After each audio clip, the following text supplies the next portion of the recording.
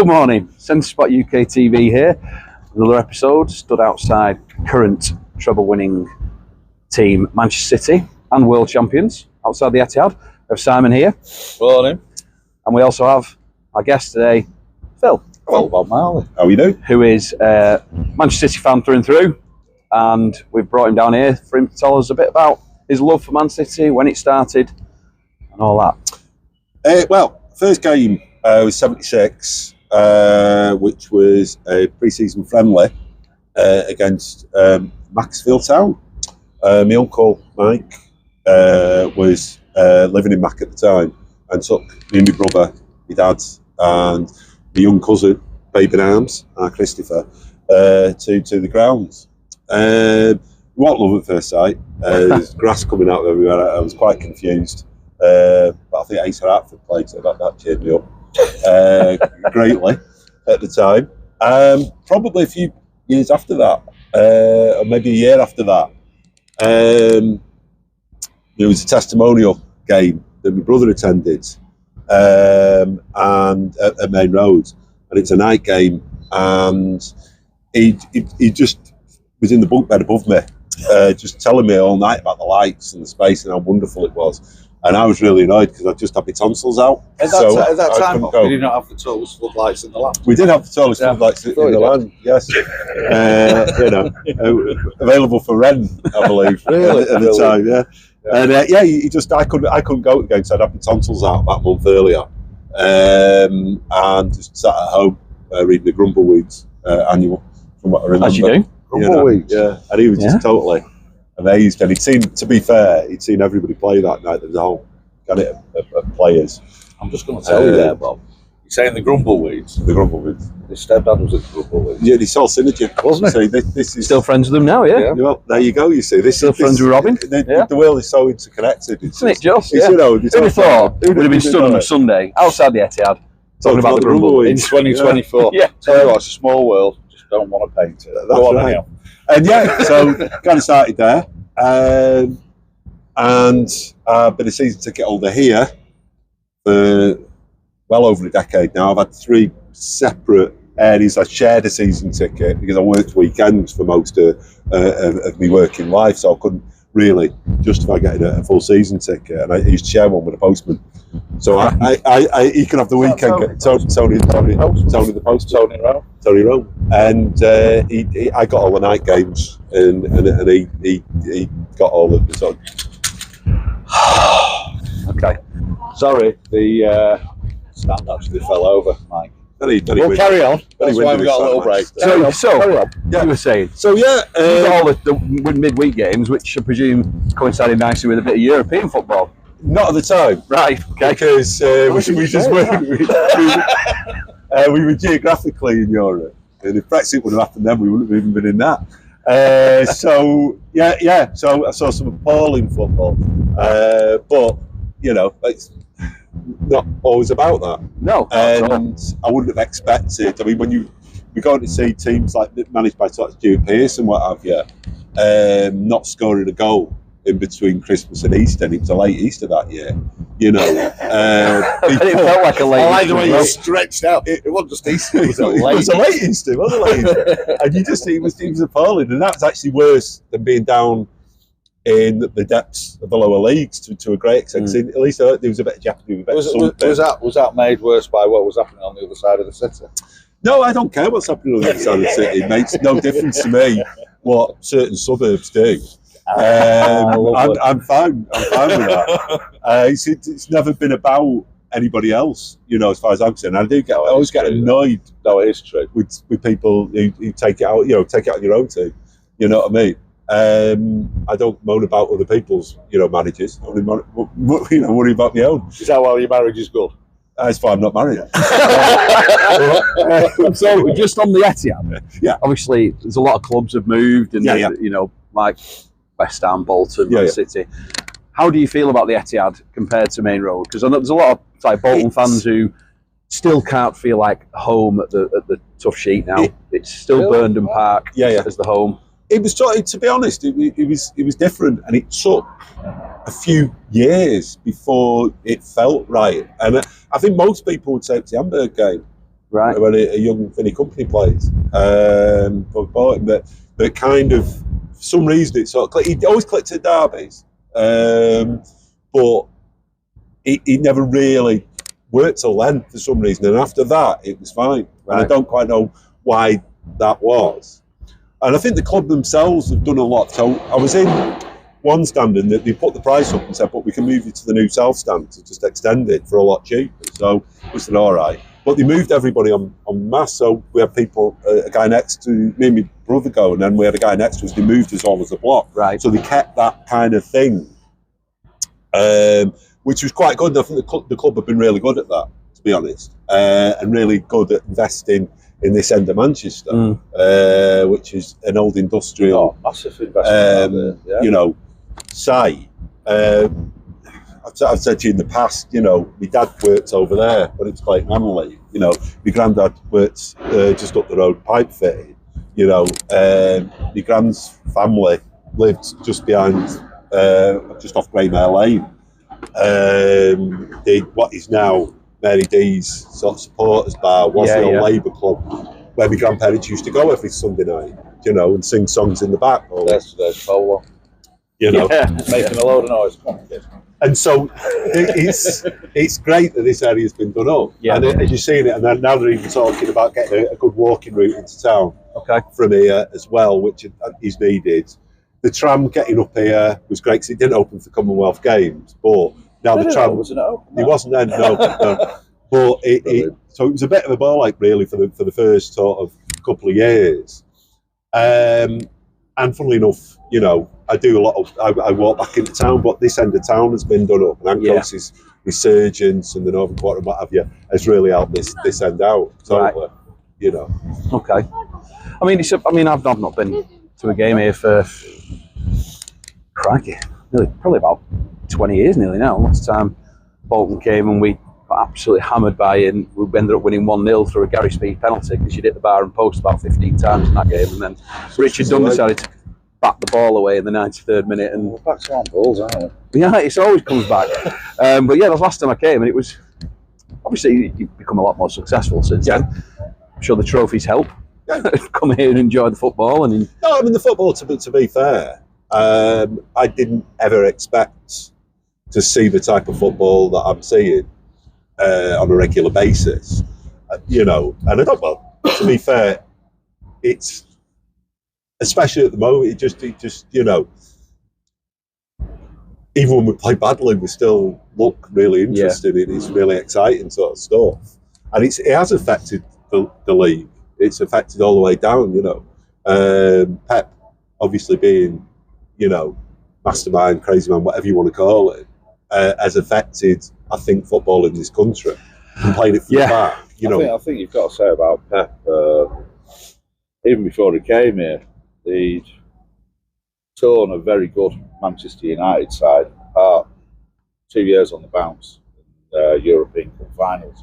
Yeah. Him coming here was always going to elevate you to that. And it's just from your point of view, not probably mine, but from your point of view, I hope he leaves that foundation.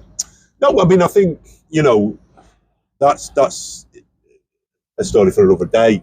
But, yeah, I hope it is not the end, it's the start.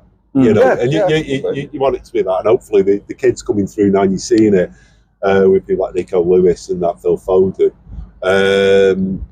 with Oscar Bob, we're seeing the kids come through and playing in a certain way, you know, and you know, obviously Chelsea will go on about Palmer, but you know, we've been putting players out there that have come through our system that are changing the league.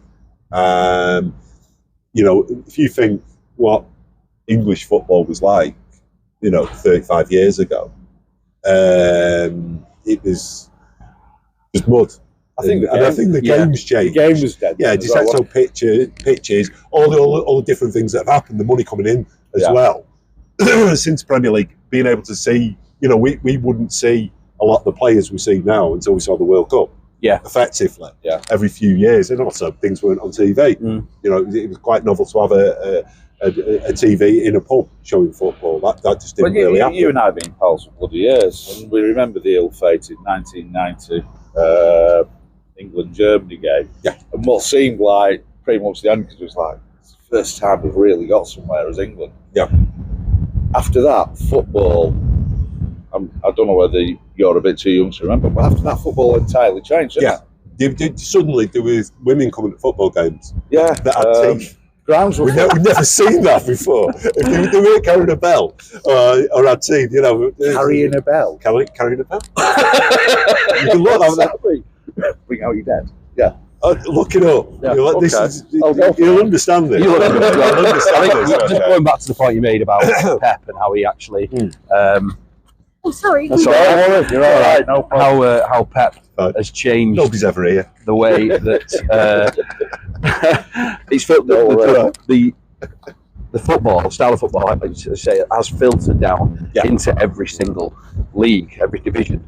You know, you look at all the football teams at the top of each division. They try and play out from the back now, and they try and it's whether it is to try and help them as they go up the league, because they've been still that way of playing, so when they get to the Championship they can play that way, and should they get to the Premier League, sorry, they are equipped to play the way that they need to play, similar to the way Burnley play. You know, they're a very footballing side. A lot of people thought they should change the way they play to try and stay away from relegation, but obviously the company's got his own ideas, hasn't he? You know, well, You're okay. Don't worry. Go on. You're all right. Everyone's on it. Everybody's here. So. I thought this crowd was empty, Bob. Apparently empty all the time. Empty all the time, and empty out. They all just turn up on a Sunday. They'll turn up on Sunday. Yeah, it's. I'll tell you what. That's going to lead us on to where we're going next. Kids coming through. This week we put out on a few grassroots sites, which is why we're here. Obviously, current English champions, treble winners, etc. How I feel about that is. I think you're kind of just giving away who you support. Never mind. Well, maybe you do. I don't know. But what we want to do. Doesn't matter who they play, they won the World Cup Championship. Doesn't matter who it is. Listen, I'm not bitter about it. It normally goes to the other side of the city now. No, what we're talking about here is how the elite game, and that's just all league games, league clubs, how does that impact on how grassroots football is played now? Now, we did get some great messages. Some absolute corkers. Your favourite, I can't remember who sent it, but we said they have an under-9s team and the goalkeeper's cat died. And the lads got together and they wanted to go around the centre circle and take the knee for the cat. I'm not taking responsibility for that. No, you were there. I'm on there. Or the cat.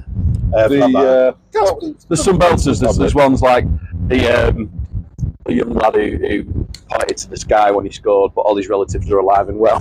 Yeah, that, and coming onto the pitch and going like that, they've got no faith. It's like they just kind of, sort of hitting the ground. Yeah, there were a lot. The line behind the wall, or they're talking to each other like this, and there's a lot that the game has given in a good way, but there's a lot. I have actually had that with me. I think they were under 16s at the time, and they're on the pitch. We're talking to each other like that with their hand around the mouth. It's like, this guy looking at you or something. You're saying something controversial. There always has been that. I mean, you could go around any sort of Sunday League game in the 80s and you could see what Chris Waddle had done to everybody's hair. Yeah. Well, that's the Jack Grealish effect now, isn't it? Exactly. There's a few, and takeaways. Lads you see, Chinese takeaways. The Jack Grealish special. It's a very popular one now. Well, what's that? Oh, you look it up. Calf muscles. He has this big takeaway.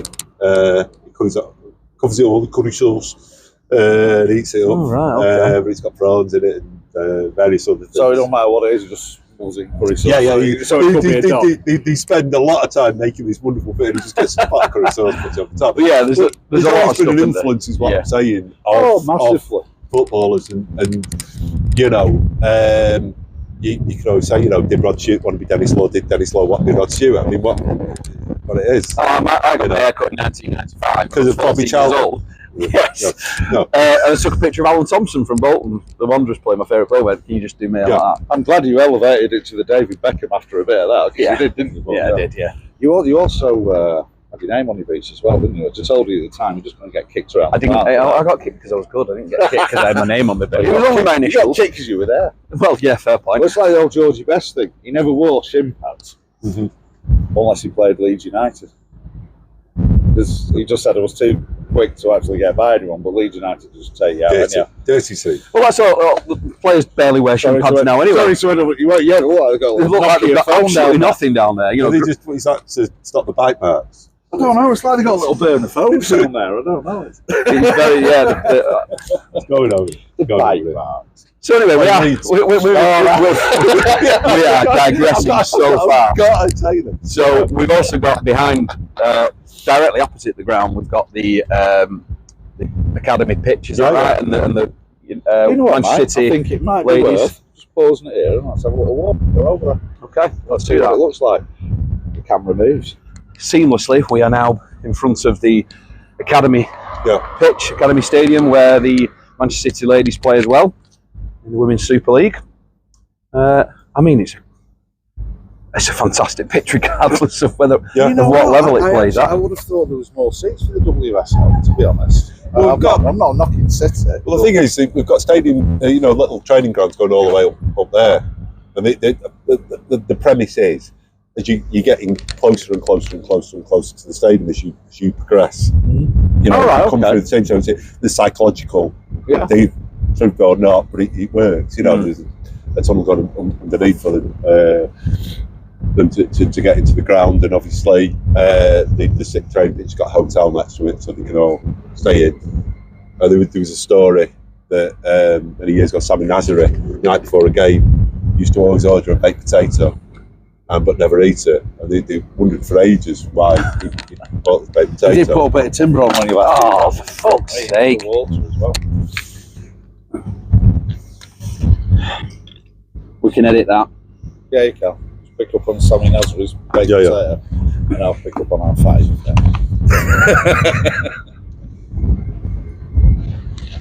It's normally works smoothly, this Bob. It's normally seamless. Well, so Sammy Nazari always used to apparently order a baked potato the night before a game, but never eat it. And they were ages wondering why he did this. And it was apparently because he could get the tin foil, put it around the smoke alarm, so he could have a fag. I wondered where you were going with the tin foil. You think, he's not going to go down on bargains, is he, and just get a job lot, a tin foil, is it? He wasn't paid that much. Wasn't paid that much, Well, yeah, so there's a lot, over here, so it's all under one roof. Everything is in one area. And that, I think, helps with the sort of ethos of all playing the same way. And the whole group mentality. And also, you got to remember that this isn't just our stadium, our offices, things like that. It's actually the head of a global football group, which is it's insane to think that a global group, billion, multi-billion pound operation would be based in East Manchester. I won't be honest. 20 years ago, that was not going to be on the cards. I think you've had the right time to do it at City, haven't you? Because I remember I used to go watch City just for the away day with pals, with Stevie or Goody and stuff like that. And we'd go away, we'd do it. But at that time, City or Main Road was certainly a ground that still looked very 1970s, very 80s. To think that it's become here, and at a time when, and I'll be honest, United in decline, Liverpool had an hard time, Arsenal not really there. You've actually managed to maximise what was going to happen good anyhow, but because all that's gone out of the window as well, it's really helps you in the size of it and what's going on around here now. Listen, there's no mystery. It kills me to say it, but it looks very. I love the way you managed to put in. It's not you playing well; it's everybody else playing bad. No. What I mean by that? No, you've played well, but at the same time, everyone not playing well. Just you wait, Phil, till everyone starts playing well. It, you know what I mean? You were going to do it anyhow, but it's really. I'm sure there'd be some way of turning that into us cheating. Yeah, we're not even talking about that, Bob. But, we're not even mentioning. But there's, nothing proven. It's a great setup. It's obviously, like you said, Phil. It's the fact that you've got a setup in the same area, which, like you say, people feel included in the club, not just as a separate team. And because even if you go back to Main Road, Platt Lane training ground wasn't. It was up the road, and yeah, it was open, so people could be seen training. And I'm sure you'd say the same about the Cliff or whatever. And then we moved over to Carrington, so we were in the next block to United. And again, it's a way away. Yeah. So to have everything here, all in one spot, you don't get that. I think breakdown in communication or whatever. I think the other thing as well, Bob, what he's done here, the Sheikh, and what he's done in East Manchester, and he's built all the Sheikh. Give it a shake. What he's done here, he's built all this, and we know East Manchester, 80s, 90s, it's always been the engine room of Manchester anyhow, hasn't it? So it was always a bit forgotten. But the investment that he's put here has actually also built a lot around East Manchester. No, yeah, I mean, a lot of the houses and stuff like that. And as I say, the whole of people now saying that they live in Ancoats when they don't, because I'm on Ancoats board. My dad lived there and he had TV at night. No one actually wanted to see me from Ancoats. No, and so it is interesting in that regard. It's interesting, as I say. What's your dad having TV got to do with it? Was that Ancoats? No, that's what I'm saying, because the industrial smog, it wasn't a great area to be. People. Whereas I understood. Yeah, it's not hard, is it? But so all of that now, people would say, "Oh, God, I live in Ancoats and it's a desirable area, and it's spilling out to Miles Platting and the other areas around, which again were not desirable areas for people, are now becoming that way, and a lot of it is because of the investment over here." You're right. It basically stops at Swan Street, wasn't it? After Swan Street, no one really wanted to acknowledge that went on beyond that, and so. It's great in that regard. I think it's done a lot for the area. I'm sure the people around here would say they can't park on a Saturday or get out of their houses probably aren't as happy. But there's a lot of people in my side that probably are. So in that regard, but I think it's done a lot. But I think any city is helped when success is mentioned. Yeah, of course. Because it brings investment into the area. Bolton not being on match of the day adversely affects, I would say, the economy of Bolton, just because people don't think about where is it again. Whereas you were told where it was, or you'd go to a city that had a football team, and you were quite surprised how small it was because you'd expect it to be. I was going to say Middlesbrough, but that's fine. Right. A lot of canals in. Bit of Manchester Birmingham rivalry there. I shouldn't have brought that up. There's a lot more canals actually in Birmingham than there is in Manchester. Oh yeah, that was less people die in. Well, there is. If they found him. No, and it's not. Are we still admitting that someone's doing it? It's not me. It's not me. People would say it is many, but no. Yeah, well, you can't see it that time. I can't see it that time. So we'll wrap it up by just asking Phil what you think is going to end up this season. Is it going to be in a similar sort of story as last year? Do you think you'll win the Premier League again? Is the draw yesterday a big deal against Chelsea? It's always a big deal because to a great extent, with having a game in hand, it was in our hands after the Arsenal-Liverpool game the other week. But both Arsenal and Liverpool won very well yesterday. So we were worried. I mean, when we let us off on him from Burnley the other week, you start thinking, well, if it goes that goal difference, these are the bets. And it could well be, because I, to be honest, felt that we weren't playing well before Christmas, a bit sloppy, but and we were winning games. Yeah. And then we started to draw and lose and things like that. And then obviously the new year turned around and we were doing it. And I think it was 12 on the bounce. Yeah. And then suddenly everybody go, oh, they always do this. Well, all right, we have done the last few years, but all records come to an end and everything comes to an end. Obviously, I want us to win the Premier League. I want us to do another treble, but it's very difficult to do. Of course it is, yeah. That's why only two teams have managed to do it in the space of time that they have. And nobody's won 4 in a row, Premier League. So, it would be fourth this time around. In a row, if we won it. Yeah. So, again, it's not easy. And the other teams, if you look at the league, everybody is generally a lot better than they were. Yeah, because you've got your wild cards like Villa, who I don't think are gonna do anything great shakes, but they'll probably stop other people from doing it. But I think when they beat us earlier in the season, they were incredible at that. But what's coming up as well, though, really, it's like, as neutral as it possibly could be, you've got 3 which you wouldn't have a clue, and it's February, you wouldn't have a clue who's going to win it. And those points are going to be really tight. But as you're saying, you've got your Villas coming up. You've obviously got Newcastle, which have had a drop-off due to massive injuries, and I will give them that. But you know that next year, these teams are going to start coming back up, and they're going to be challenging. And you know, you've got to say the points tally that you've won it with, the points tally that Liverpool won it with. Well, the points teller that Liverpool haven't won it with as well. Well, yeah, consider had it not been for Pep's Manchester City, Klopp would have had 2 or 3 more Premier Leagues. No, it's true. If we hadn't consistently done better than them, that they would have done better. Yeah. I mean, it's going to be interesting with the Klopp thing. Don't take it away from Klopp. He's won the Premier League, he's won the FA Cup, and he's won the European Cup in 7 years. You know what I mean? But also, look at the Liverpool side that he took over as well. To be fair, the Liverpool side that he took over was very poor. In 7 years, that is impressive. Yeah. I mean, granted, we did it in 2 weeks. But I didn't realise you could win the Premier League in 1 week. We had if you look at the stats there.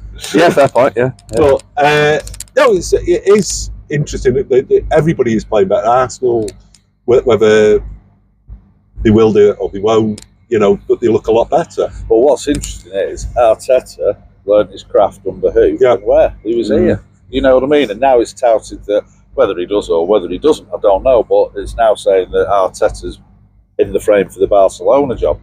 Yeah. That's a massive compliment that you're now getting. I think who's the last one to do that? Eltel. Yeah, I mean Barcelona. You'd say to have a manager from the top English league. You'd see managers stay here, but you never saw them sort of like get attracted to go to the Real Madrids or the Barças or stuff like that. I mean, Mourinho. I suppose he did part. He won some with part. Yeah, I think it's been tactical sometimes as well, man. Yeah, but I think Barcelona aren't the team they once were. No, not at all. They've still got the name. They're not the the team fan base is there, and the demand and the expectation. Well, it's the same in the Premier League, isn't it? Now Klopp's decided he's leaving. Yeah.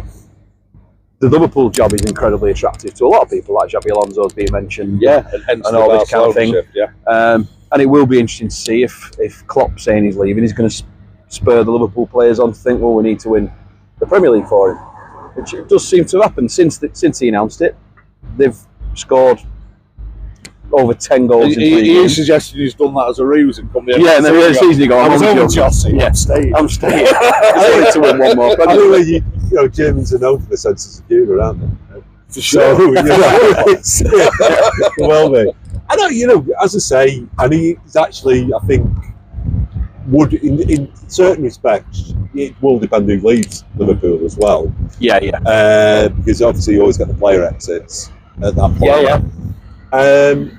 Yeah. So that is if it's another false dome for him or not.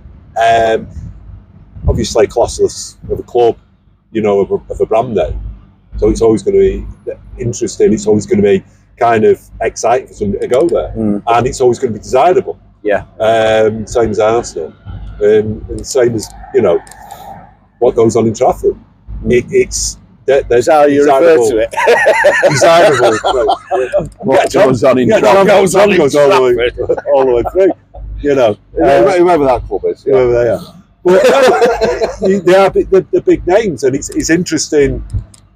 You would always say, "Oh, it's in the old days." It was always like, "Oh, going to play at Anfield or Old Trafford or whatever." People would talk about it, and being actually, we're now in that category. Yeah, which we weren't. Yeah, and that's interesting. And I'm seeing kids now. And you look at somebody like Foden. I remember him being interviewed once, I think by the Blossoms, and they were sort of saying that they'd grown up watching the GOAT. Dickoff and what have you. And he said, who did you grow up watching? He's like, Sergio Aguero, David Silva. He's got, he's played in 2 Champions League finals, for God's sake. Yeah, he's the 21 World Cup winner as well. And he grew up watching us when we were good. Yeah, that is a weird thing to get your head around. You know what I mean? You didn't, did you? I haven't got my head around it. No, you didn't grow up watching Weather we Go. No, I didn't. So ultimately, I remember beating United years ago, and then going to Bolton the next week and getting stuffed. Is that when you beat us 4-1? I remember that on a Sunday. Unbelievable. I think it was. didn't Sean Wright Phillips score? I was never meant to actually say I was support, but it's on it. Sean Wright Phillips scored this absolute belter, and I'm there on a Sunday. I just thought, I'll go out, watch the derby, and I'll come home nice and fresh for work. I watched it. I think I left the pub at about 1:30. I was absolutely hand-carted still, and I woke up in the middle of the night thinking, how's that just happened? Seriously, I did. I've never told anyone. But yeah, I was like, what, the booze or the result?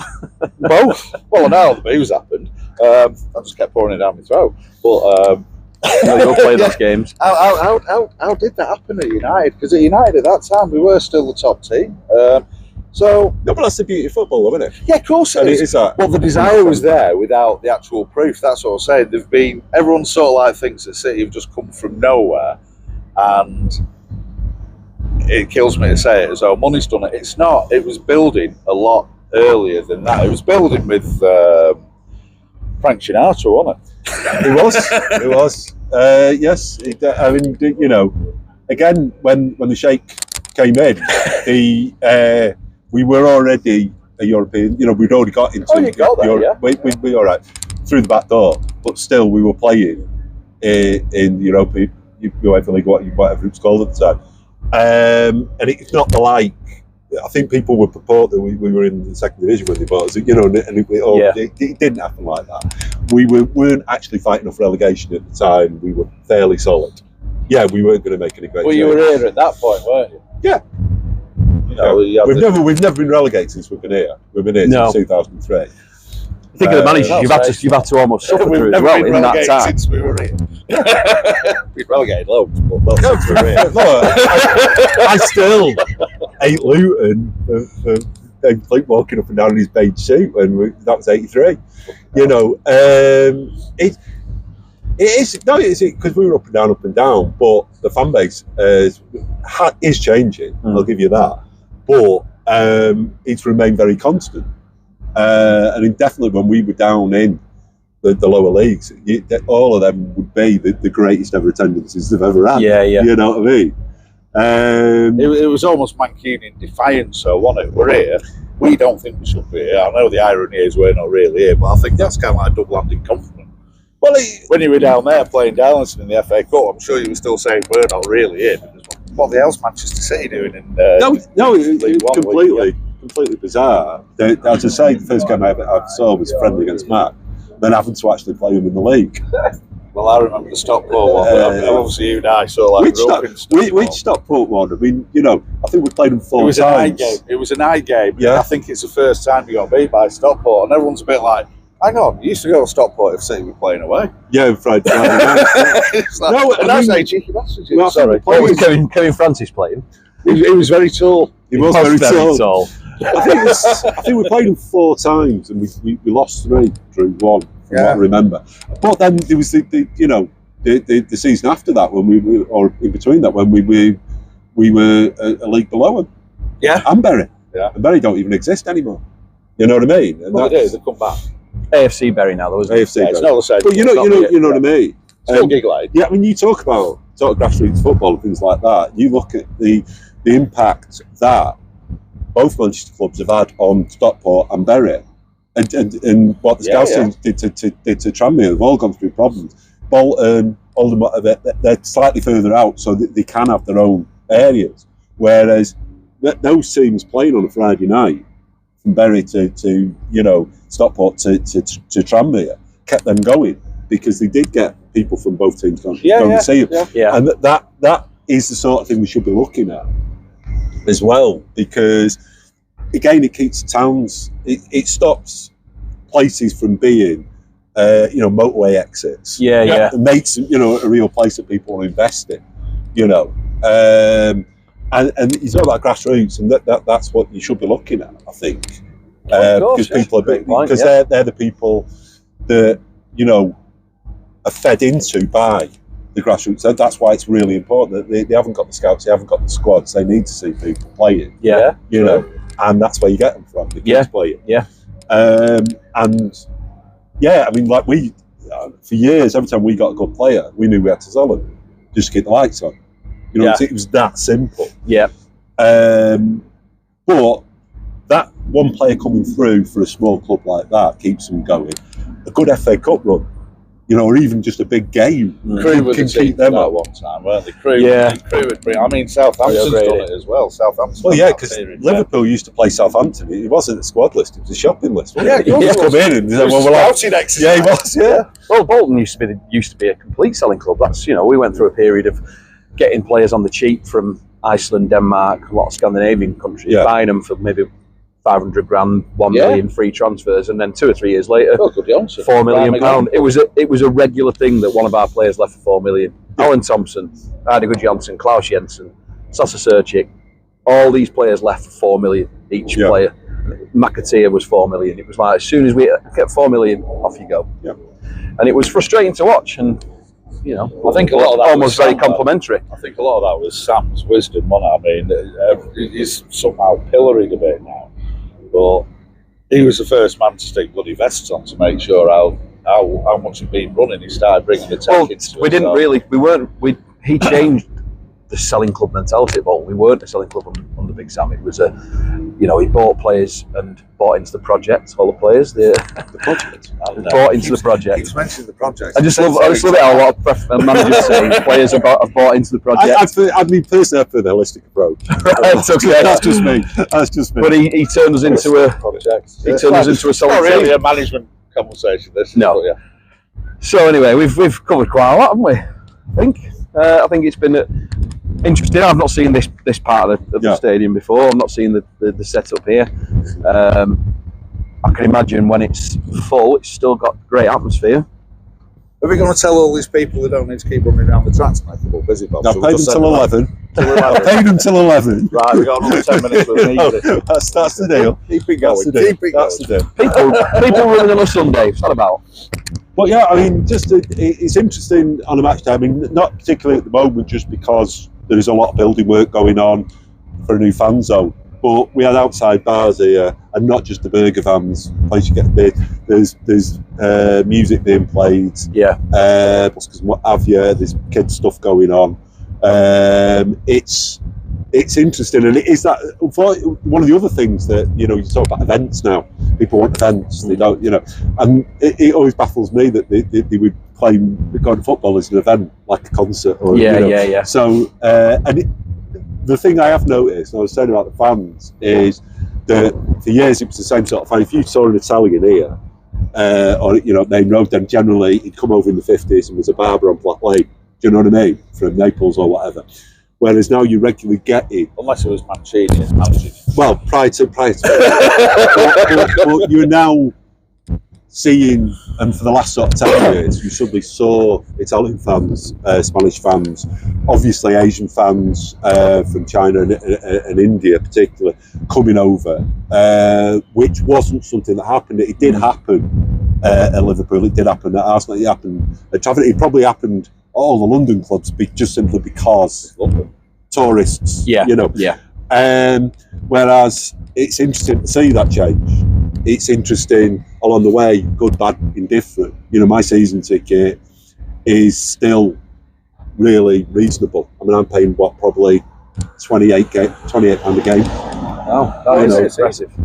Well, for mine, I'm not going to have 28 over 40 games. I don't. Well, it's like 20 games. You said 19 games. 19 games. You don't do the away one. Yeah, you don't get that. And so, it's still very, very manageable. Yeah. And you can actually get. There was ones going for about 200. Have you been sponsored to say that? No. Let's have a look at your bank balance. There was various. I mean, you could get like a roaming ticket here, where you always got a seat, but it would depend on where you were. Because I'm right next to the away fans. Right. Because you like it like that. I do like it like that. I do. But because you just your head's off the camera. I know, because you get the atmosphere, you get a lot of grief, and and it's good. But that top tier, where I'm up top tier, and if they can't sell the away fans, then City fans are allowed in there. You know what I mean? which is, again helps get people into the games. But if you've got a roving ticket, you could end up there, or you could end up in a really good team. Depends what's not been sold. I like that. You know. I actually thought you meant a roaming ticket. It's like you have to come in dressed as a centurion. Yeah. Well, like that we have the Centurions. You know. Good. So they are doing stuff like that. And as I say, I think the heartblood is always to be near the away fans, because they're not hammered. They've been drinking since whatever time, and you get better atmosphere. I don't say, occasionally you're hit by coins, flares, roll the sellotape. Flares? What, people throw the jeans at? They do. It's not time for a fashion statement. Well, a little lad in front of me got hit by roller sellotape last year from the Chelsea fans. Who brings off his supplies? We were worried yesterday that it was going to be printing paper or maybe staples coming at us. You know what I mean? But hole punch. Yeah, That's your eye out. Hey, don't play with hole punches, kids. So this kid's left London and thought, I know, I'm going up to City. I'll stick a roll of sellotape. That'll show him. And it's like, obviously you tease people, where from? And I just one of the weird things. The sports station is around here, isn't it? No, I would have thought so. Anybody can write around here. But no, the point being, I certainly can. I do. No, keep that one in. No, but the point being is that and again, seeing the other fans and seeing what it means to them, and that's the best bit about football. The ugly bits, the tribalist bits, are also the best bits in a weird way. You know, well, that's the perversion of football, isn't it? It's you've got to have that in. I mean, obviously, nothing serious. I've put myself down a rabbit hole here. I'm going to leave that, but yeah. No. I mean, I'm just saying that you've got going up. As I go up the stairs to my seat, I've got the away fans just behind the thin metal wall, and they're banging around, screaming, and all that. Yeah. Well, let me out, sort of thing. Yeah. I've been here 2 years. Yeah. And didn't he strange ways? We'll move swiftly on from that one. And it's always interesting when a team is not doing too well, how quiet they are coming down, and less defiant in the respect of a team we played recently. Who were always up for giving it out, and yet you thought, well, you're going down. Do you know what I mean? And you shut up. Right. And it's always a bit of annoyance when you get local clubs that come here and they don't sell out their allocation. Yeah. You know. What sort of allocation do you give away fans? 20 tickets. I think it's 3,000. Right. Yeah, could be wrong on that. Yeah, it's about it goes up for cup games, because in cup games I lose my seat because it gets extended over. So if I can't buy my own seat in a cup game, so I'd have to go somewhere else. Right. So that gets extended over. But yeah, it's a fairly sort of standard 3,000. It goes up to 9,000, I think. Right. Okay. And who would you say, in your opinion, has been the best away support? Best away support, funnily enough. You're always going to, obviously, atmosphere-wise, you're playing, them lot down the tram line, or the Scousers. Both, it tends to be a great atmosphere. But actually, for support, what I'll give to a lot of either the recently promoted clubs, because they're just happy with a day out. Yeah. But up until this season, actually, Burnley were really, because they would sing, they'd be 4-0 down and they'd be still singing. Huddersfield were like that as well. Right. You got that feel off them that they're just enjoying it. Well, they're well supported clubs, both of them, aren't they? They are, yeah. And that's why I asked about the allocation, because certainly in League One, Bolton Wanderers don't get a great deal of allocation to certain clubs, but we'll always sell out. So I think we've got 4,000 at Wigan in a couple of weeks, but Blackpool have only given us something like 1,500 on complete advisory. Yeah. Well, Blackpool's a bit of rivalry though, isn't it? I don't know why. Matthews, is it his fault? Don't know. That's the only trophy we've won. To get reminded of. Anyway, but yeah, I think it's, you don't want to give too much of an allocation to an away fan section, do you? No, but I think you've got to give enough. And it's interesting, I remember being Blackburn years ago, and I think it might have been Tevis's first game for us. Never heard that, no. And it was quite strange because we appeared to have half the ground. Right. Do you know what I mean? Yeah. And that, I thought, come on. That happens when you go to Accrington Selly, you get the full, the opposite side of from the dugouts and behind the goal. Yeah, behind the goal without the roof on. You almost do become half the stadium. But then you go to somewhere like Huddersfield or like Burnley, and they haven't got the biggest grounds, but everybody in that ground is suited. Yeah. Do you know what I mean? What the first one I've ever been to? Don't class it up, that's cheating. Personally? Yeah. I went to the old bowling ground. Did you? Park, yeah. I went there, yeah. I went there. And that's because that's very, very, very tight. And it was an interesting ground. Very intimidating afterwards, I seem to remember. I actually went to Norwich to watch it. Well, it's not a competition. No, I'm not saying that. It was just an all-day piss-up. Oh, right. Got you. I think Nicholas Parsons would do that. Quiz of the week? Quiz of the week. There you go. Aluminium man on a bus. There you go. Google it, kids. Google it. You haven't got it. No, it makes no sense at all. But yeah, even if you Google it, it might not make sense. It was that year where we didn't win anything, but we nearly did. And so you knocked us out of the League Cup. And then you went on to be a Villa. I seem to remember Mancini's first sort of end of Mancini, yeah. And we played Tottenham. That was intentional, unlike Arsenal Wenger the other week. Mancini was intentional. And we played Tottenham, and they got the fourth spot, and we fell in fifth, so we didn't go into the Champions League. It was that happened. When they beat you in? Peter Crouch, wasn't it? Yeah. And then so the Sunday afterwards was supposed to be a great celebration at Upton Park, because ultimately we didn't. And it felt like end of season then, didn't it? Well, it was the end of the season. So was it your last game? Yeah, it was last game.